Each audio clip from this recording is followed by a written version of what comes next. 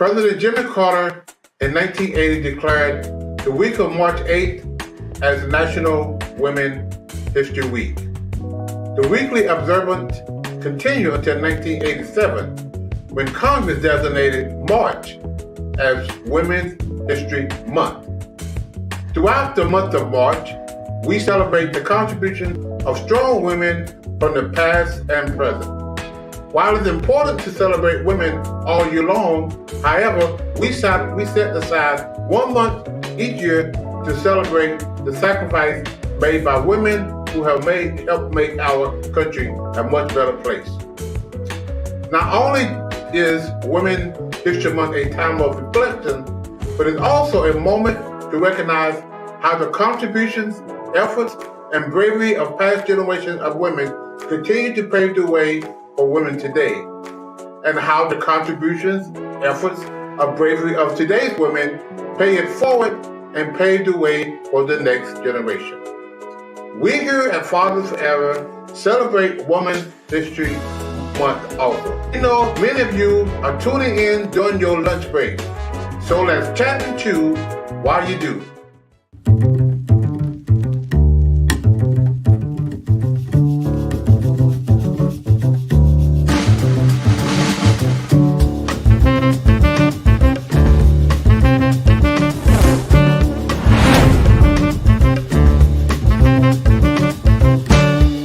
In today's episode of Chat and Chew, we celebrate Peggy Tatum, CEO of The Connection Place and publisher of TCP Magazine.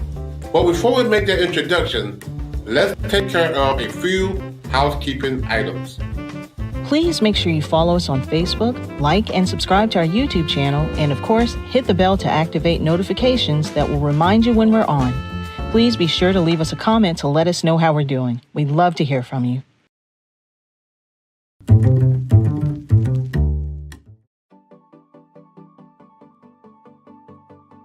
Hello everyone, welcome to Fathers Forever University. My name is Glenn Warren and I will be your instructor. Fathers Forever University is a remote learning experience where we take our 12-week class and we meet here every Thursday night from 6 until 7, and we talk about fatherhood. We talk about domestic violence. We talk about where your child support money is going. We teach classes about fatherhood and how important it is to be in your child's life. So these 12 weeks is going to be very important for you guys to understand and the concept of fatherhood and what we're trying to teach you. Fathers Forever University is broken down into 12 weeks. And you can start at any time during those 12 weeks.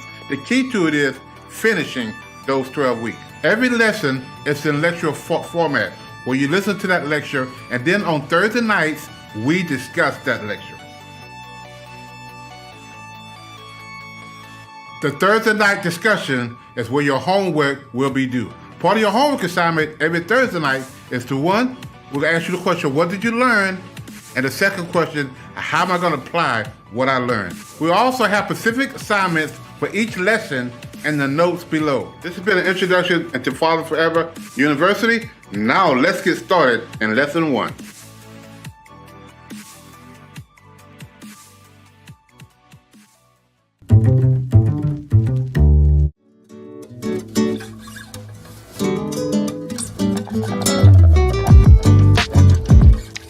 Peggy Tatum is CEO of The Connection Place, publisher of TCP Magazine, a gospel publication with a focus on music, ministry, and faith-based businesses. Peggy's passion is helping people accomplish their visions and dreams by connecting them with the right resources and encouraging them to reach their God-given potential.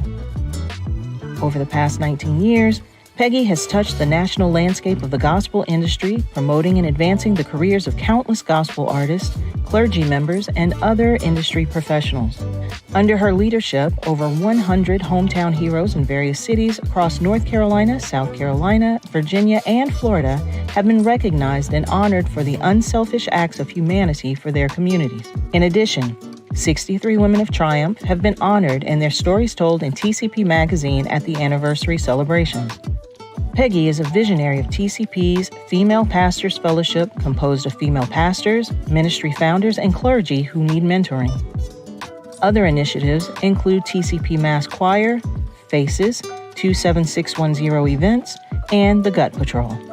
The Gut Patrol is an initiative which started in 2021 in partnership with the Connection Place, the North Carolina Society of Gastroenterology, and Duke Cancer Institute to educate the African American community on colorectal cancer awareness and healthy eating. Through this project, a successful health fair was held during Colon Cancer Awareness Month, with more to follow.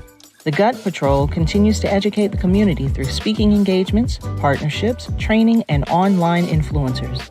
Peggy has accomplished incredible professional goals and received numerous awards, including Print Media of the Year on both the regional and national level. She was included in the 2015 class of Who's Who in Raleigh and Durham and was a 2017 finalist for the Kathy Hughes Business Lamplighter Award.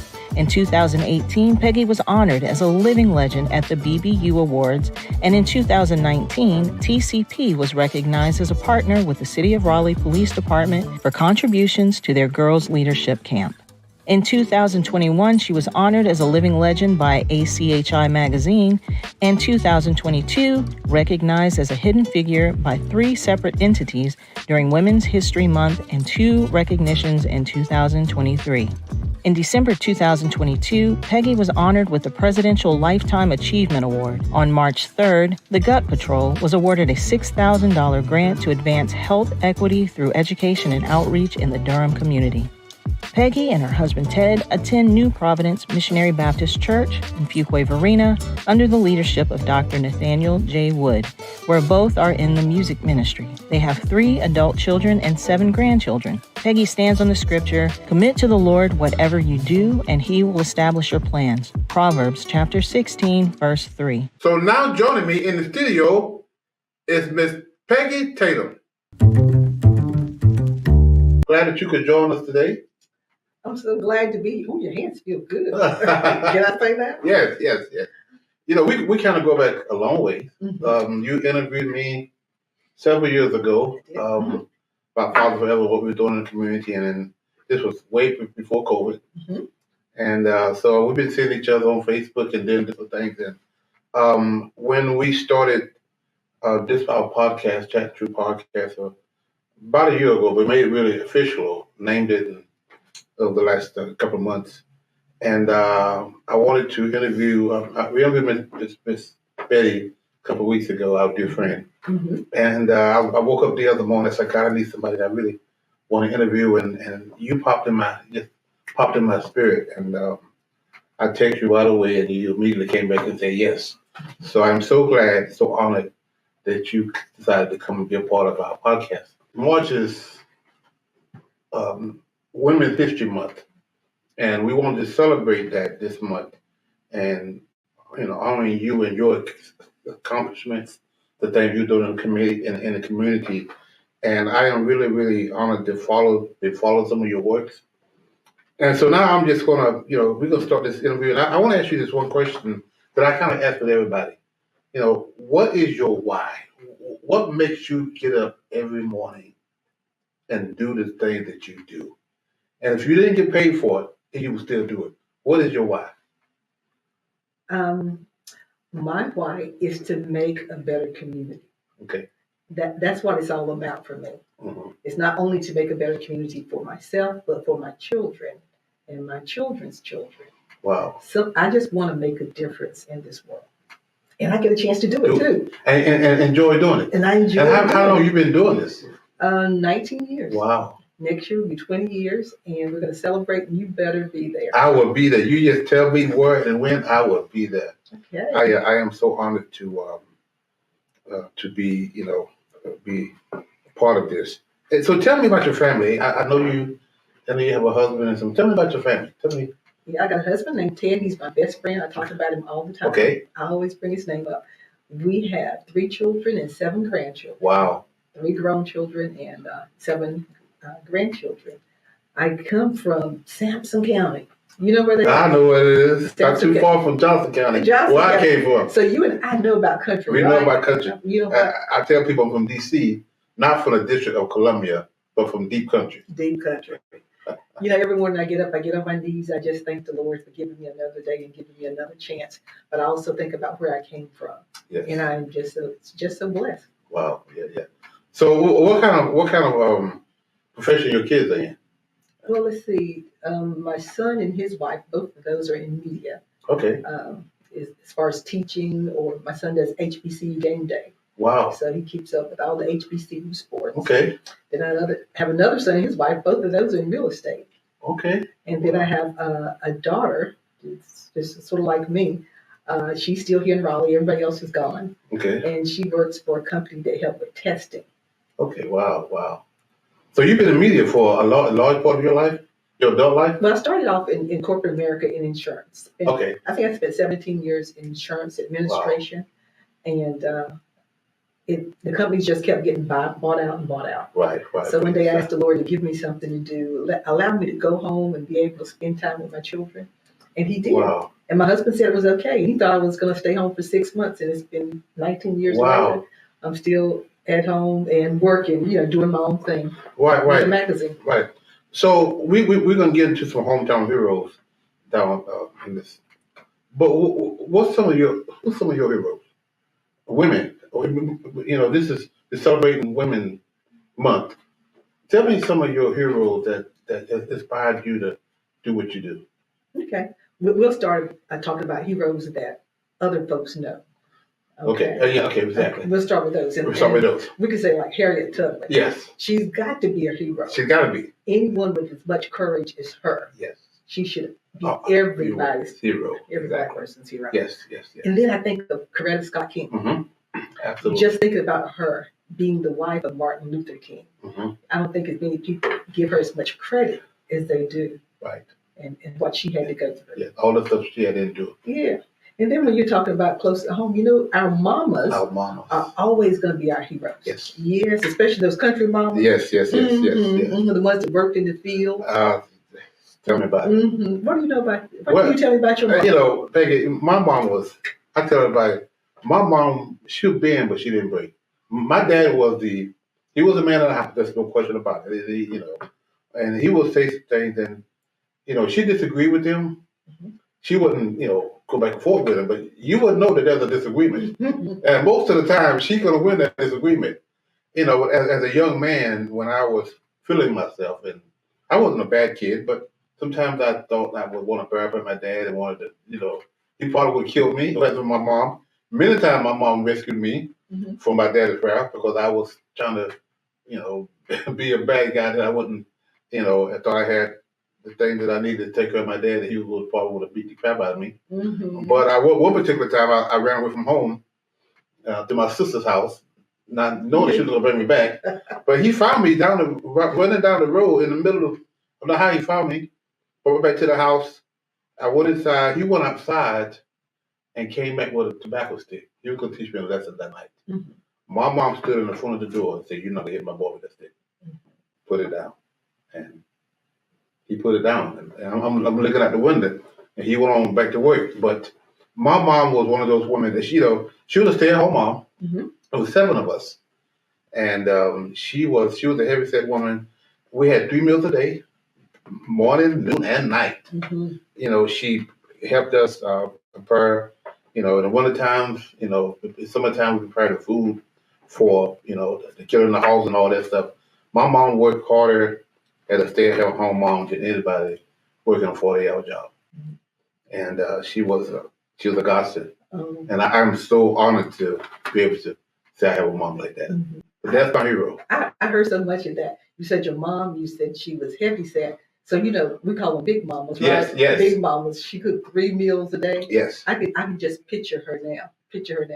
Yeah. How she took. Now, how many boys were there? There were 4 boys and 3 girls. 4 boys. There's 7 of us. I'm right there in the middle. You do fathers forever. Uh-huh. And you were talking about your father. He was going to get a stick and he was going to whip you. Yes. Even if he did with that whip, he would have gotten in trouble. Right. So, but that wouldn't have hurt you at all. It would have made you better. Exactly. But now today, if somebody get a switch or a stick or a holler, exactly. Yeah. You know what? The next thing you know, you're calling CPS and DPS and all those folks, and they're coming to try to take the kid away from you. Mm-hmm. And at the time, and my dad got me enough. I mean, I was a bad kid. I wasn't rebellious all the time, but there's sometimes that I didn't do what I was supposed to do, and he wanted to discipline me, and then I wanted to buck up, But anyway, he got me enough to let me know. My mom, she didn't beat us that much, but when you got beat by my dad, you got beat. Whatever many boys, I beat y'all too. Yes, yes.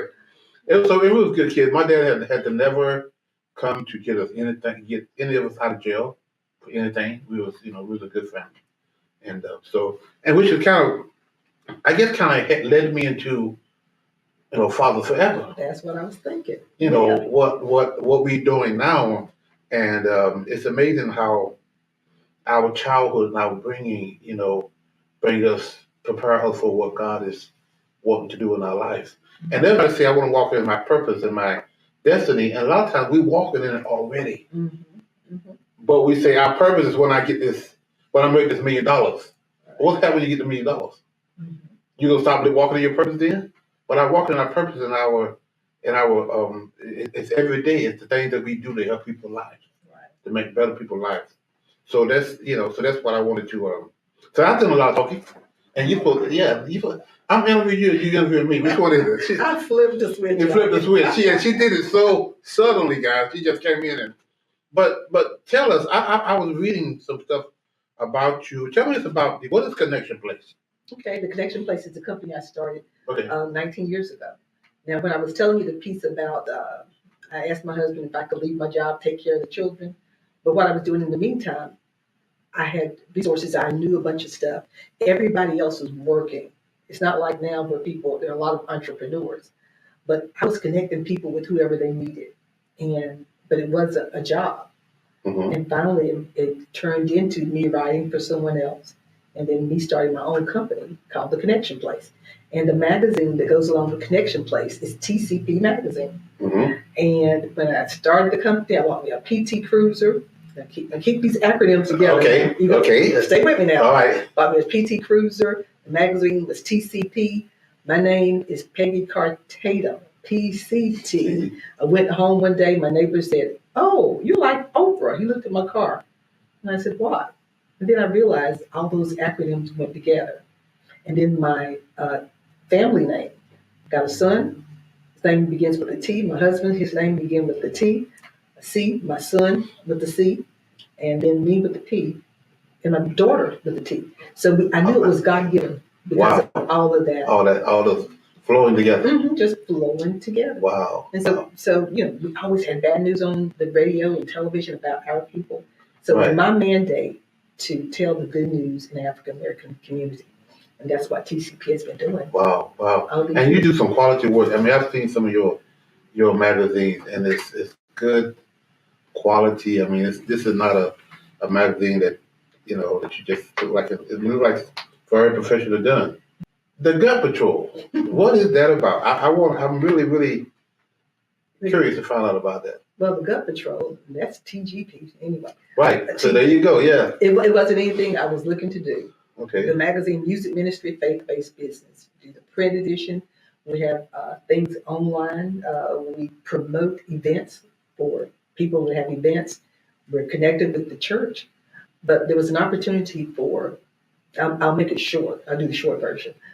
Opportunity for someone to come speak to a group I have called the Female Pastors Fellowship. Okay. And Amanda Mandy was the one that was talking about colorectal cancer, how our Black men are not going to the doctor, taking care of themselves. And she just went on a rant one day. I invited her to one of our meetings, and she brought some doctors from Duke with her.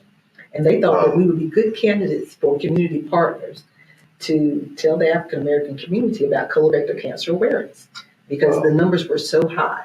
But of course, all the cancer, every number is high in the African American community. Yes. Because of the disparities. Right. So we ended up getting a grant from the NC Society of Gastroenterology to educate the community. And so we last year spent quite a bit of time just doing that. We did a health fair, and we set up a Facebook page. We have influencers on that Facebook page. We're talking about healthy eating right, getting your colonoscopy, and also giving resources. If you ain't got no money, we're going to connect you with someone that can help you. If you don't understand the system, how to walk through it, we can recommend you someone that you can call, and they can help you. navigate the whole system. If you're doing good and you want to be an ambassador, we can connect you with somebody else. It's the connection place. Wow. That's what we do. Wow. That's amazing.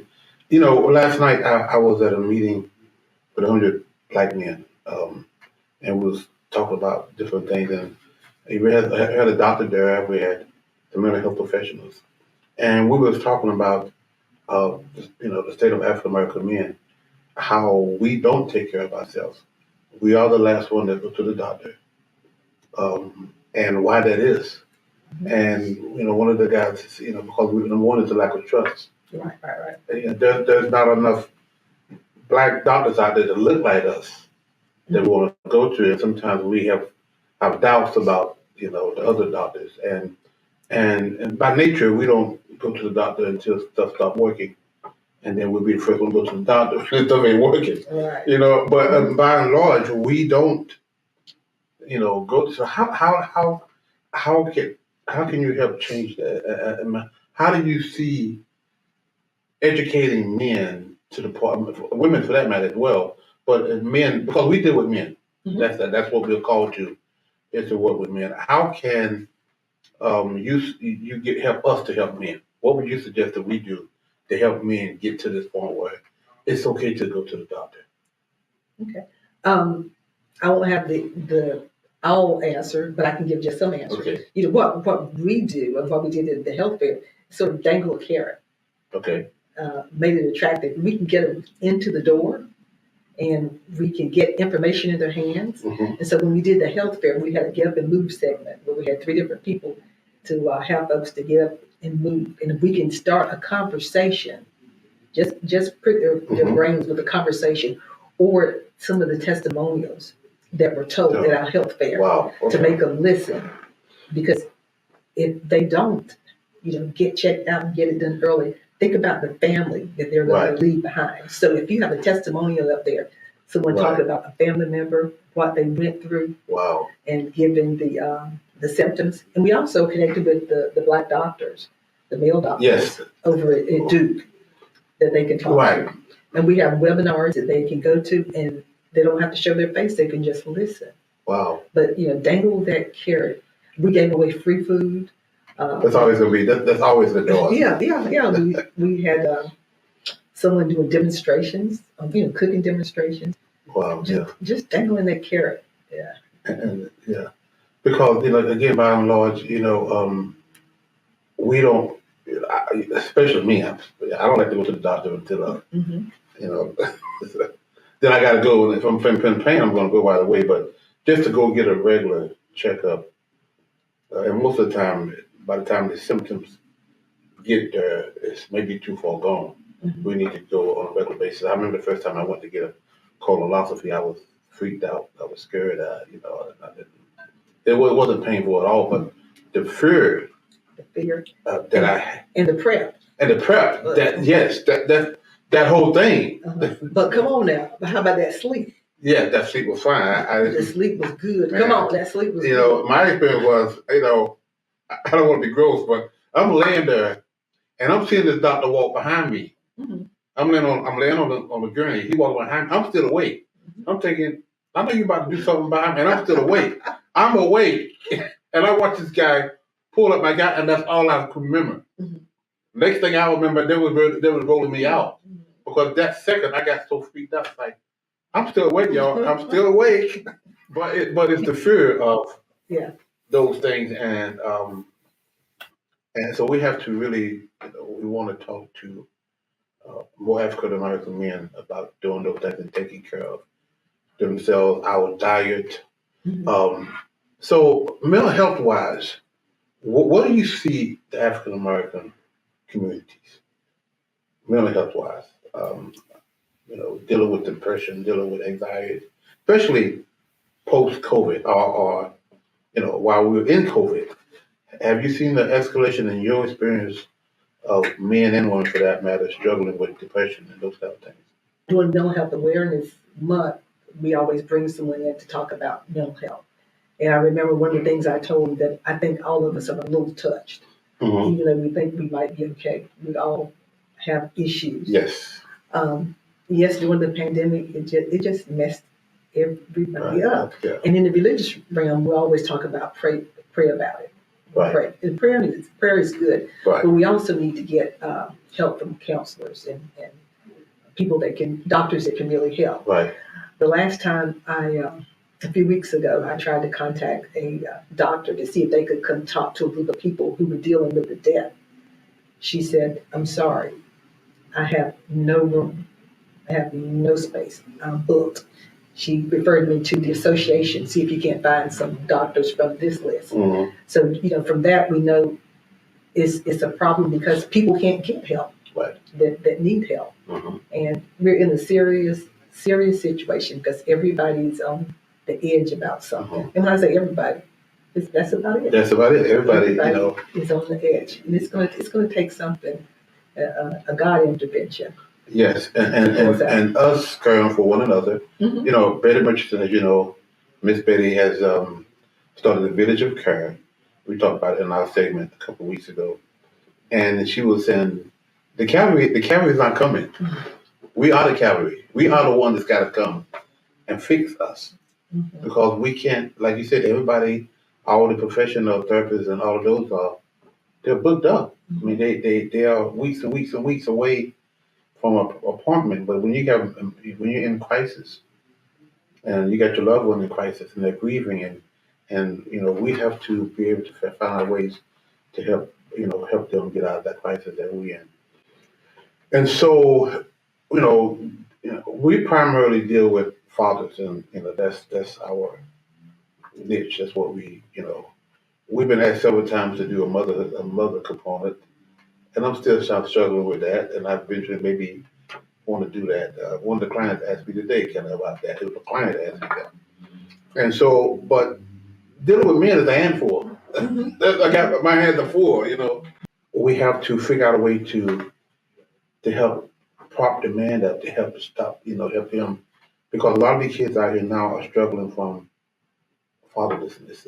Mm-hmm. When you see these kids running down the street with sagging pants and no kind of sense of direction, there's a good chance that there's a father's not involved in that. And so we've been trying to figure out a way that we can get the community in to help everybody kind of pitch into this and help fix this problem that we have. Fatherhood is one of the major things that we deal with.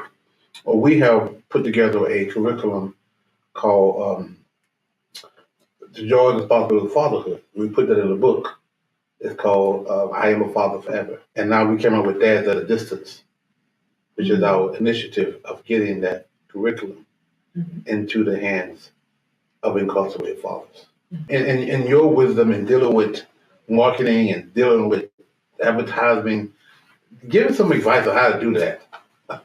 Look, my mind was just going crazy. I had all kinds of ideas, but I'm not going to give you the ideas while we're interviewing. Right, okay. Because they don't need to know. They don't need to know that. They don't need to know. I got all kinds of stuff I can tell you. Okay. I have one more question that I really wanted to kind of get your opinion on. When it comes down to, we live in a society where we believe God for a lot of things, and we have to.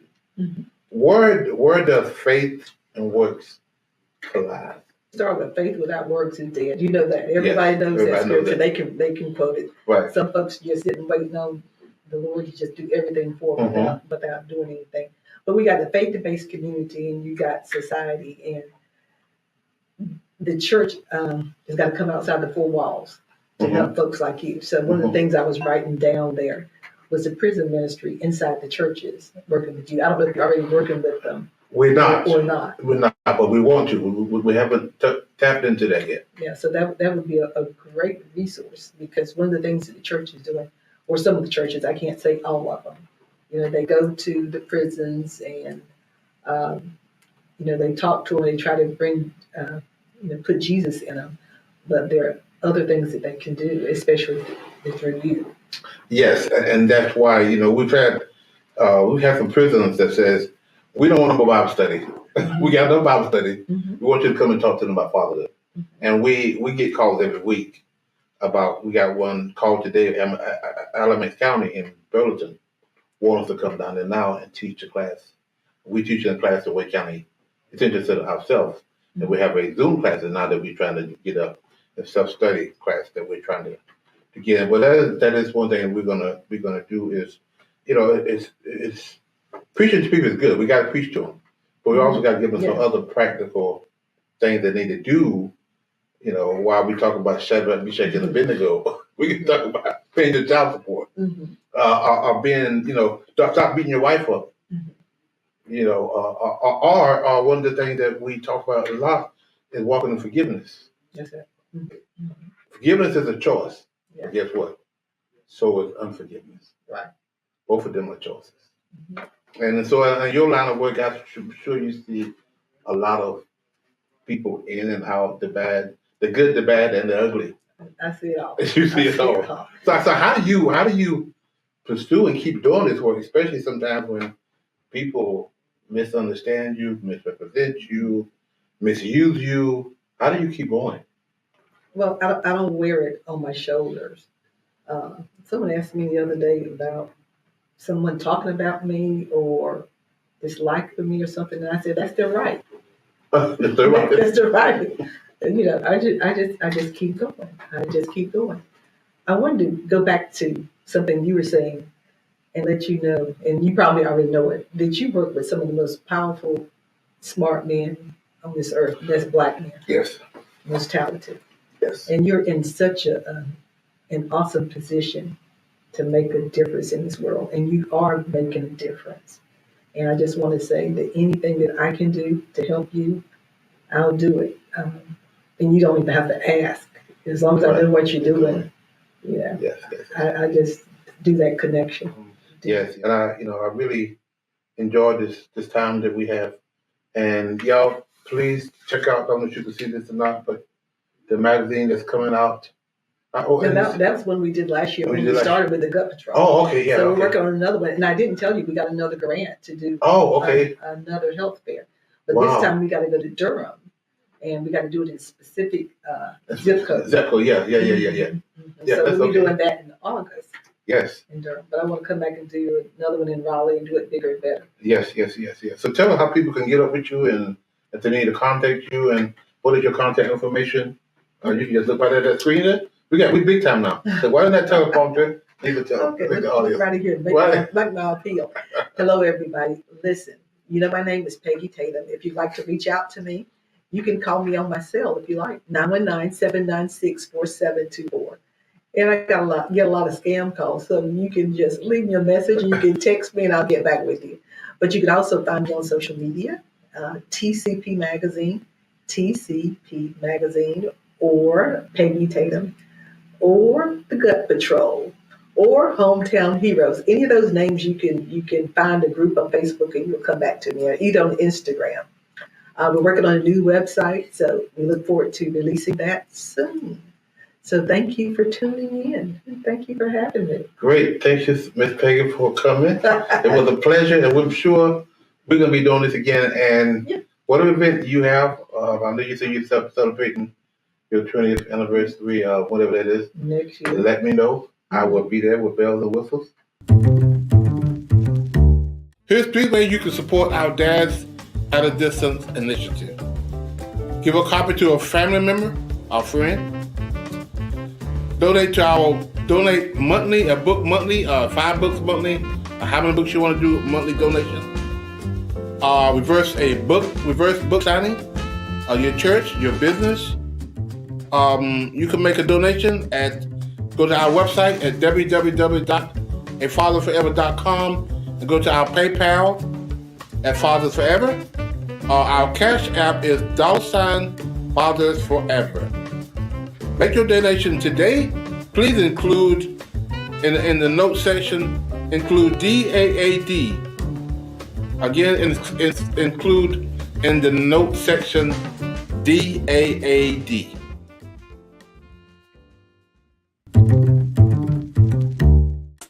I hope you guys enjoyed the podcast today.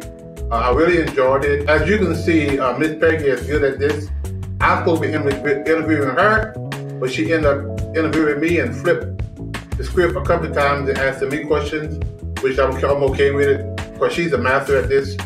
But I am really glad to be connected with Peggy and her work that she's doing with her magazine. I particularly love the Gut Patrol, the work that they're doing in the community about diseases that's taken out so many of our brothers and sisters. And I really, really enjoy her presence, and she's doing excellent work. So this is Dr. Glenn Warren. Thank you guys for joining us on Chat and Chew, and we'll see you next time. If you or someone you know would like to be a part of the show, please visit our website at www.afatherforever.com or call us at 919-779-9905. The Chat and Chew podcast streams Thursdays at 12 p.m. on YouTube and Facebook. To schedule a reverse book signing or to find out more information about how you can become a part of the programs you heard us mention today, please be sure to stop by our website as well.